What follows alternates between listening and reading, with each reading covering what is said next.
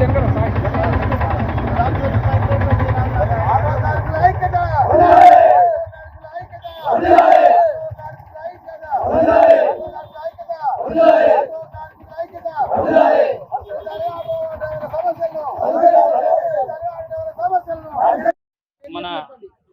పేరు Mohammed Nazar Mirza, state organising secretary. నేను ఈరోజు మన నల్గొండ జిల్లా వ్యాప్తంగా, మన తెలంగాణ రాష్ట్ర వ్యాప్తంగా ప్రస్తుతం ఏర్పడినటువంటి కాంగ్రెస్ ప్రభుత్వం ఫ్రీ బస్సును మన సోనియా గాంధీ గారి పుట్టినరోజు సందర్భంగా మహిళలకు ఫ్రీ బస్సును ఏర్పాటు చేసి మన ఆటో డ్రైవర్ల కుటుంబాలను నడ్డి విరిచింది.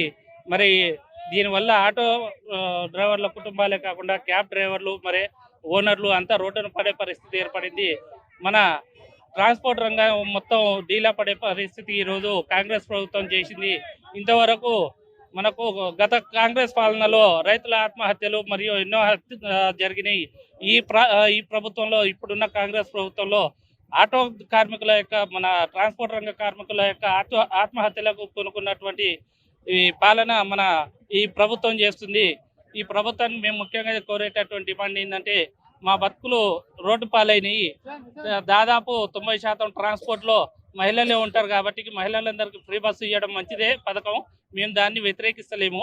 కాకపోతే వాళ్ళకి ఎట్లా ఆదుకుంటున్నారో, మహిళలకు ఉచిత పథకం ఇచ్చి, మరియు మహిళలకు నెలకు 2500 రూపాయలు భృతినిచ్చి, అట్లా మాకు కూడా జీవనోపాధి కింద నెలకు 15,000 రూపాయలు జీవన భృతిని అందించాలని చెప్పి, మరియు మీరు ఎన్నికల సందర్భంగా ఇచ్చినటువంటి హామీలు ఏవైతే ఉన్నాయో, మా ఆటో ట్రాన్స్పోర్ట్ రంగం మన కార్మిక బోర్డు ఏర్పాటు చేస్తామని అన్నారు. ఆ రకంగా ఓన్లీ ట్రాన్స్పోర్ట్ రంగమే కాకుండా అసంఘటిత రంగ కార్మికులందరికీ బోర్డును ఏర్పాటు చేసే ప్రక్రియ తెలంగాణ ప్రభుత్వం 2019లోనే చేసింది. మరి అట్టి ప్రభుత్వం చేసిన కార్యక్రమం 2020 కరోనా రావడం వల్ల అది నిలిచిపోయింది. మరి అదే కార్యక్రమాన్ని మీరు కూడా అన్ని అసంఘటిత రంగ కార్మికులకు ఉపయోగపడే విధంగా సంక్షేమ బోర్డు ఏర్పాటు చేయాలి. మరియు ముఖ్యంగా ఇప్పుడు ఈ ఫ్రీ బస్సు వల్ల రోడ్డున పడ్డటువంటి ఆటో కార్మికుల యొక్క, ట్రాన్స్పోర్ట్ రంగ కార్మికుల యొక్క జీవితాలను బాగుపరిచేందుకు నెలకు 15,000 రూపాయలు జీవన భృతిని అందించాలి. మరియు డబుల్ బెడ్రూమ్ ఇళ్లలో కానివ్వండి, రేషన్ కార్డులలో కానివ్వండి, ఆటో కార్మికుల సంఘాలకు ద్వారా వారిని ఎంపిక చేయాలని చెప్పి మేము ప్రభుత్వాన్ని కోరడం జరుగుతుంది.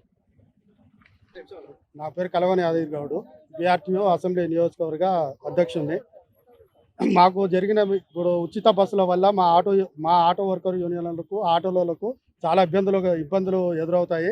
మాకు రోజుకు 700-800 సంపాదించేటోళ్ళం 200-300కు దిగజారినాం. కాబట్టి ప్రభుత్వము వెంటనే దీనిపై చర్య తీసుకొని మాకు ఏదైనా న్యాయం, గతంలో అన్నారు రేవంత్ రెడ్డి గారు, ఏమన్నారు ముఖ్యమంత్రి గారు, మాకు అడ్డాలకు స్థలం చూపిస్తానన్నారు, 12,000 సంవత్సరానికి వేస్తా అని చెప్పానన్నారు. అట్లా కాకుండా మీరు పెట్టిన ఫ్రీ బస్సుల వల్ల మాకు చాలా తీవ్రమైన నష్టం జరుగుతుంది. దానివల్ల మీరు ఏం చేయాలంటే మాకు 15,000 రూపాయలు, నెలకు ఒక 15,000 రూపాయలు మాకు ఇస్తే ఆర్థికంగా మేము ఎదుగుతాం. లేదంటే మా పిల్లలు చాలా ఇబ్బందులు పాలవుతున్నారు. చదువుకుంటాను పిల్లల గిట ఇబ్బందులు ఎదురవుతున్నాయి. కాబట్టి దయచేసి మీరు దీన్ని ఏదైనా ఒకటి మా ఆటో వర్కర్లకు, ఆటో యూనియన్ నాయకులకు మాకు ఏదైనా చేస్తారని మేము అనుకుంటున్నాం. సార్ పర్వేజ్, జిల్లా సెక్రటరీ. ఈరోజు రాష్ట్ర వ్యాప్తంగా ఉన్న 15 లక్షల కుటుంబాలు, ఆటో కుటుంబాలు రోడ్డు పాలయ్యే పరిస్థితి ఫ్రీ బస్సు పథకం వల్ల వచ్చింది. మాకు రకరకాల ఫైనాన్స్ వేధింపులు, ఒక 200-300 రూపాయలు మిగిలిన పరిస్థితి ఇదివరకు ఉండే. ఇప్పుడు అసలు రోడ్డెక్కి ఆటో తీసుకుని రోడ్డెక్కితే 100 రూపాయలు కూడా తీసుకుపోయే పరిస్థితి లేదు. కాబట్టి 15,000 రూపాయలు నెలకి మాకు జీవన భృతి ఇచ్చి మా కార్మిక సంఘ నాయకులతోటి మాట్లాడి మా యొక్క సమస్యని పరిష్కరిస్తారని గవర్నమెంట్ పరిష్కరిస్తుందని కోరుకుంటున్నాం.